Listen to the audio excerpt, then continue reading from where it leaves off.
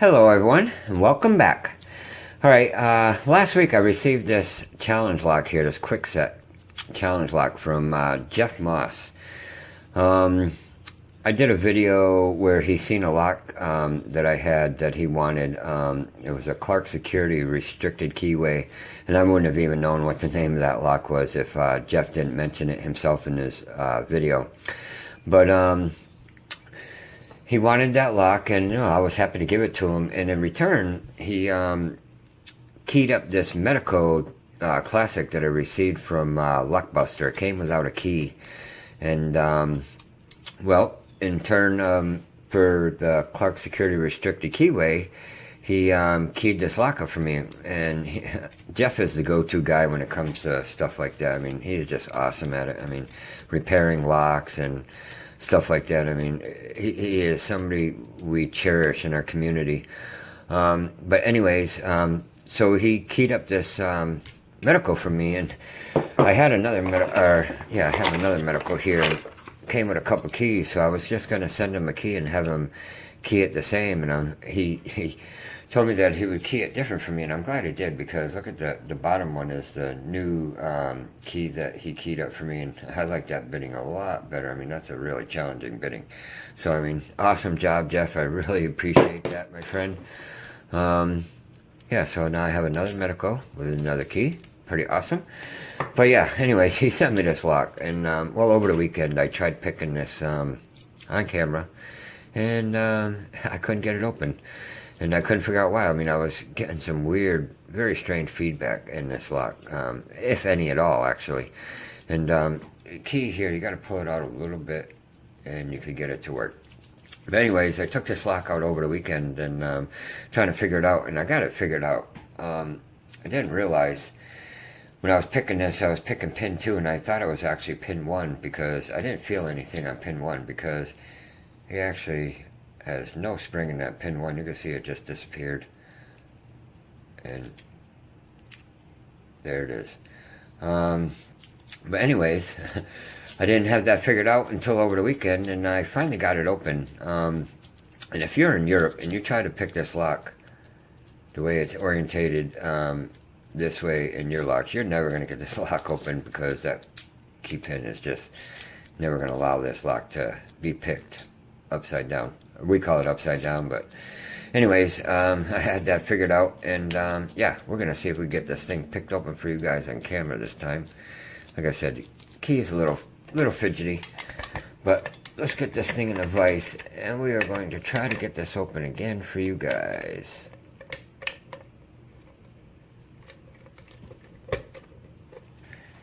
Okay, zoom it up a little bit for us. Actually, I'll turn it this way so we could see.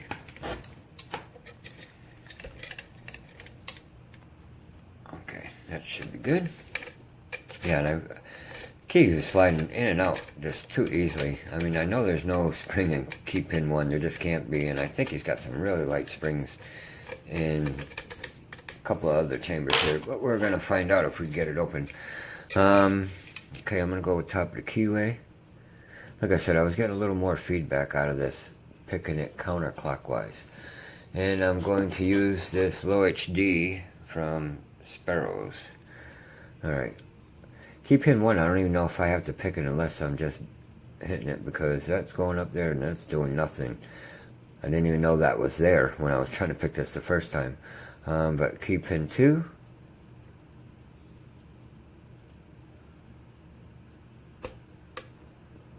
okay, little click from him,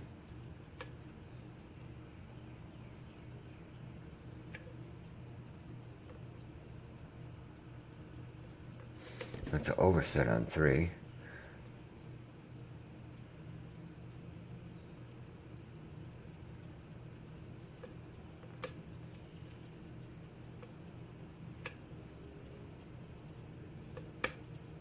Okay, a little click out of 3. 4 is locked up. A couple clicks out of 5. Got a little turn on that core. I just heard something drop. Let's go back to key pin 5. Okay, I think I dropped them.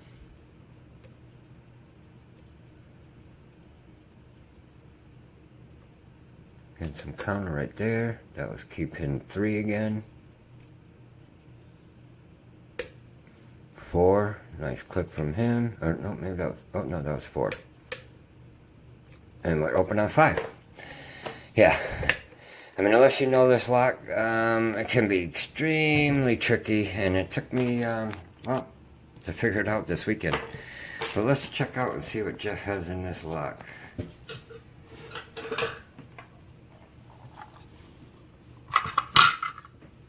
Yeah, you had me, Jeff, the first time. Alright, let's lock this thing back up. Let's get this clip off.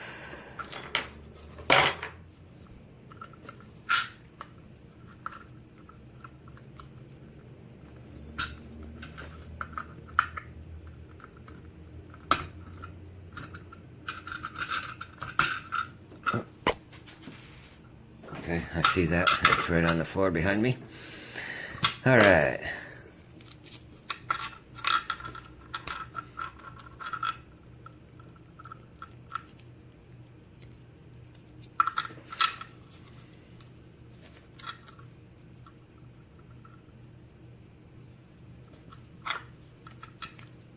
Okay. Here's all 5 key pins. They're all in there and working, and they are pretty far down there, so evidently key pin 1 did have to be picked, but I mean, I swear I didn't feel that to have to be picked. Alright, let's dump these out. We'll take a look. Standard, standard, standard, standard, and a standard. Okay, we have all standard key pins. Here in the core, I see nothing. Let me double check this one here though. Yeah. Nothing done here in the core. Now let's check this out.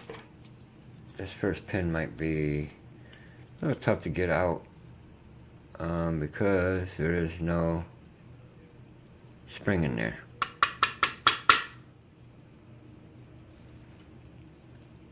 And that may be why that one didn't have to be picked. That one's actually stuck in there.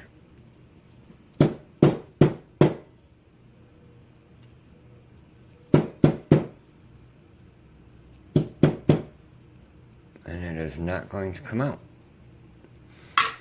I don't know if it supposed to. I mean, that thing is jammed in there. That is not coming out. Okay, let's go for number 2 then. With standard in 2. I'm going to check out these springs. A very tiny steel spring in 2. We have a double spool in 3, and he came out like that. I would have thought he would be in the other way, but that's the way it came out. Another very small spring. Pretty much looks the same. Okay, 4. We have a serrated. Another very small, tiny steel spring. All the springs are the same.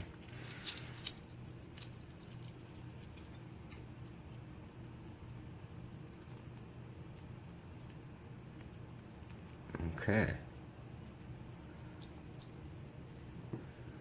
And there's pin 5, just sitting right there. And I knew there was another light spring. That's just sitting right there, right at the shear line. Oh, sorry, it was out of focus. Get a light on that and I'll show you. You can see pin 5 just sitting right on that shear line. But there is a spring in there. So let's just dump it. Okay, that is one of those. Kind of like a super llama there. Oh, let's see if I can get that to focus. And that is an extremely small spring. So we didn't have any tension on that one either. But that's a cool pin right there. See all those little wafers in there. Pretty awesome. I believe that had to be like this because I could see the top of that pin. But yep, alright guys, let's check this core. Yeah, I just see that pin in one. It's just sitting way down there and I just can't get it out. It is jammed in there. I guess I could maybe pull this top and see if we can get it out.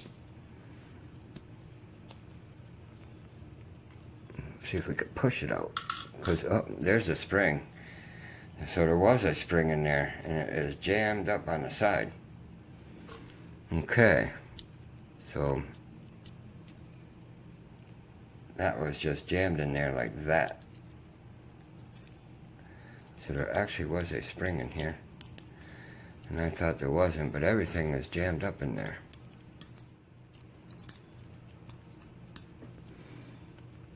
Alright, let me see if I can maybe poke through this. Alright, there's that pin, and there's a spool. That would be in key pin 1, and there's the little spring that was jammed sideways. So, I don't know if you noticed that, Jeff, but yeah, key pin 1, there was nothing going on there because, yeah, that spring was a little messed up there on the top. Alright, let's take a look at these pins, guys. Alright, so we have all standards down below. Then we have this spool here, which didn't come into play because, well, because that spring was jammed up in the top of that lock. So that's why I thought there was no spring in there, because the key pin was just floating around. But we'll get that back together right this time. Then we have a standard in 2, this double spool in 3, and that's the way it came out, just like that. Like I said, I would have thought that it should be spun around that way, but that's the way it came out. That's the way I'm putting it back. And then we have a serrated here in 4, and then this really cool pin here in 5.